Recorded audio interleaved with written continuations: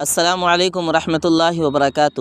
محترم ناظرین، ایک سوال سوشل میڈیا پر حضرت مولانا سجاد نعمانی صاحب کے متعلق گردش میں ہے، اور وہ یہ ہے کہ اس ملک میں کسی ایسے مسلمان کے لیے جو حکومت کی نظر میں معتوب رہا ہو دعائے مغفرت کیا جا سکتا ہے یا نہیں، جبکہ حکومت ہند نے ایسا کوئی اعلان نہیں کیا ہے۔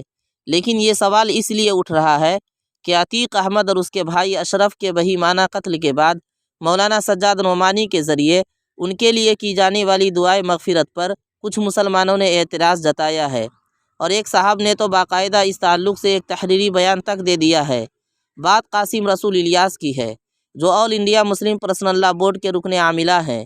انہوں نے بورڈ کے لیٹر پر ایک بیان جاری کر کے کہا ہے کہ مولانا سجاد نعمانی کی دعائے مغفرت کا بورڈ سے کوئی تعلق نہیں ہے، یہ ان کا ذاتی بیان ہے۔ سوال یہ ہے کہ انہیں ایسا بیان دینے کی ضرورت کیوں محسوس ہوئی؟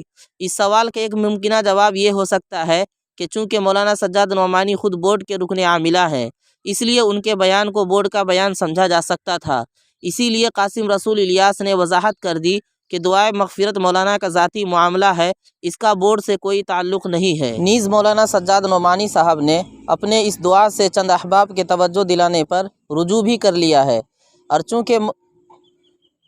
چونکہ عتیق احمد اور اس کے بھائی اشرف کے حق میں دعا اور ان کے دشمنوں کے لیے بد دعا مجمع عام میں کیا تھا، تو آپ نے رجوع بھی مجمع عام میں فرمایا ہے۔